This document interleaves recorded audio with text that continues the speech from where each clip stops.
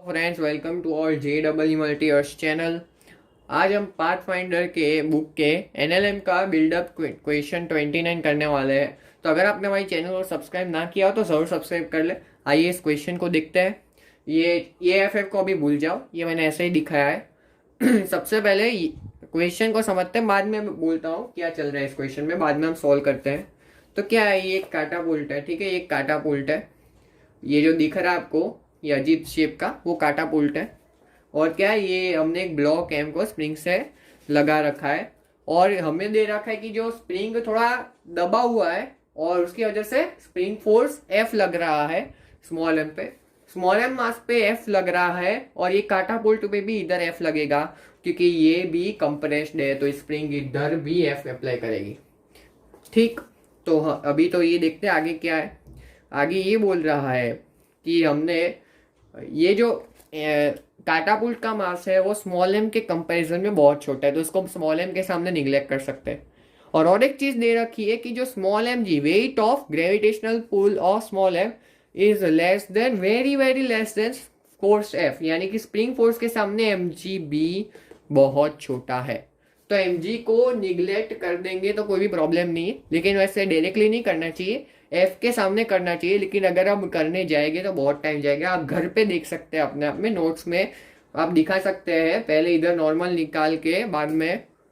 तो mg को हम, इन शॉर्ट mg को हम निगलेक्ट कर सकते हैं। अब देखो, ये स्मॉल एम और प्लैंक के बीच में, मतलब ये जो कांटा पुल्ट है उसके बीच में कोई फ्रिक्शन फोर्स है नहीं। मतलब फ्रिक्शन कोफिशिएंट 0 है। लेकिन जो काटापुल्ट और ग्राउंड के बीच में फ्रिक्शन कोफिशिएंट म्यू है। और म्यू, देखो अब हम क्या करते हैं, काटापुल्ट की एफपीडी बनाते हैं। तो काटापुल्ट की एफपीडी में देखो, ये जो काटापुल्ट है इस पे इधर एफ लग रहा होगा, ये एंगल थीटा होगा क्योंकि ये एंगल भी थीटा है। और क्या है, देखो एक एफ तो लग ही रहा है, और कौन सा फोर्स लग रहा होगा, और तो कोई फोर्स नहीं लग रहा होगा क्योंकि इसका मास भी निग्लेजिबल है। नॉर्मल भी नहीं है क्योंकि mg को हमने निग्लेक्ट कर दिया है।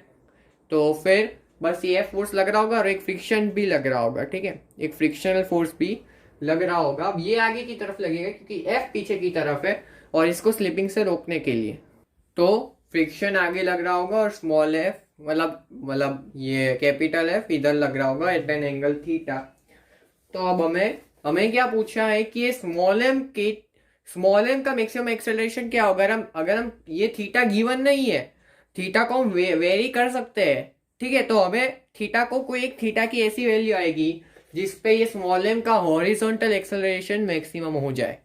देखो टोटल एक्सेलरेशन तो सीधा दिख रहा है F/m, क्योंकि mg साइन थीटा तो बहुत छोटा है तो उसको हम निगलेक्ट कर सकते हैं, तो सीधा F/m दिख रहा है। लेकिन जो हॉरिजॉन्टल एक्सेलरेशन होगा वो F/m इंटू कॉस थीटा होगा, हॉरिजॉन्टल कंपोनेंट। तो कॉस थीटा की ऐसी वैल्यू पे कॉस थीटा को मैक्सिमम हो जाए तब मैक्सिमम हॉरिजॉन्टल एक्सेलरेशन होगा। तो हमें अल्टीमेटली कॉस थीटा निकालना है, मतलब जो भी, और उसको मैक्सिमाइज करना है। ठीक। वैसे तो वो सब करने की भी जरूरत नहीं है, थीटा की value in terms of mu आ जाएगी, तो इससे सीधा हम बोल पाएंगे ऐसे सब करने की भी जरूरत नहीं है। लेकिन अल्टीमेटली थीटा हमें गिवन नहीं है, थीटा के टर्म्स में आंसर नहीं आएगा, वो गलती से दिया है क्वेश्चन में। तो हम क्या करते हैं, ये एफ के कंपोनेंट्स ब्रेक कर देते हैं। एक हॉरिजॉन्टल में इधर एफ कॉस थीटा और नीचे एफ साइन थीटा, ऊपर एक नॉर्मल लगेगा। अब इसका mg मत लगा लेना, इसका mg बहुत छोटा है, ये m से भी छोटा है, तो वैसे भी इसको भी निगलेक्ट कर देंगे। तो इधर से नॉर्मल क्या आ रहा है, नॉर्मल की क्या वैल्यू है, नॉर्मल की क्या वैल्यू आएगी, f sine theta, normal f sign theta. और इधर से फ्रिक्शन की वैल्यू क्या होगी, म्यू एन, फ्रिक्शन क्या होगा, म्यू एन होगा। तो और म्यू एन है तो फ्रिक्शन क्या होगा, mu F sine theta, mu N equal to mu F sine theta. और भी अब ये जो काटापुल्ट है इसका जो भी एक्सेलरेशन हो उससे हमें कोई फर्क नहीं पड़ता है। क्यों नहीं पड़ता है, क्योंकि ये मासलेस है। अब मासलेस हो गया, इससे ये बढ़िया चीज है, मासलेस है, इससे क्या होगा, नेट फोर्स 0 हो जाएगा।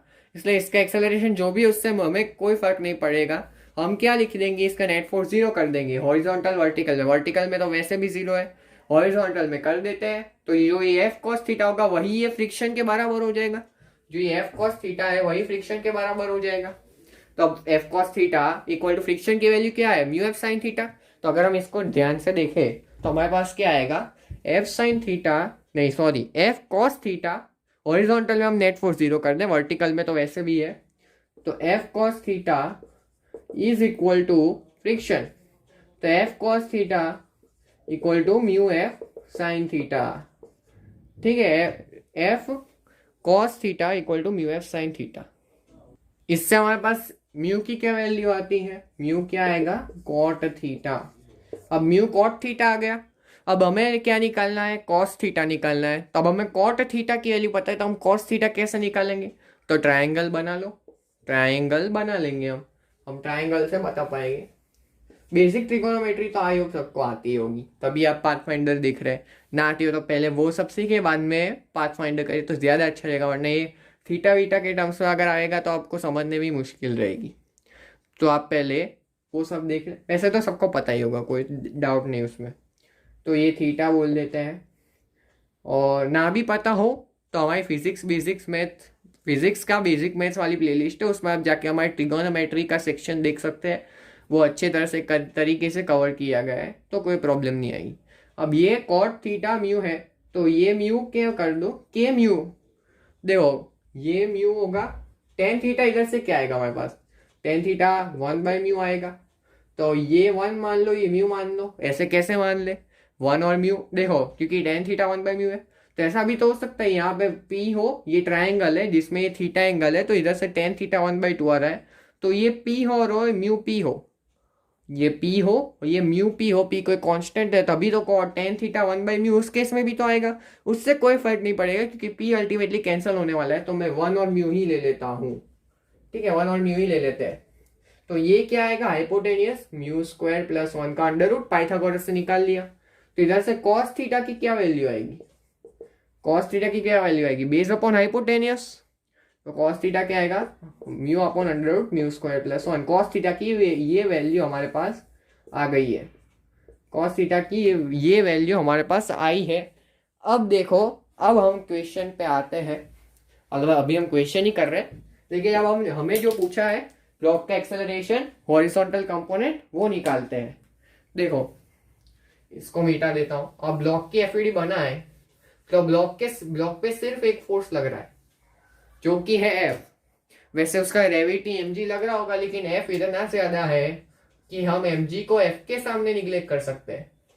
तो ये जो स्मॉल m है उस पर सिर्फ एफ फोर्स लग रहा है, तो इसका जायज सी बात है इसका यहाँ पे एक्सेलरेशन जो होगा वो f/m हो जाएगा। अगर इसका एक्सेलरेशन इधर a है तो इसका हॉरिजॉन्टल एक्सेलरेशन क्या होगा, इसका हॉरिजॉन्टल कंपोनेंट, तो ये हॉरिजॉन्टल, इसको मैं ax बोल लेता हूँ, वो क्या होगा a cos थीटा, और a क्या है f/m cos थीटा, a क्या है f/m, तो f/m cos थीटा।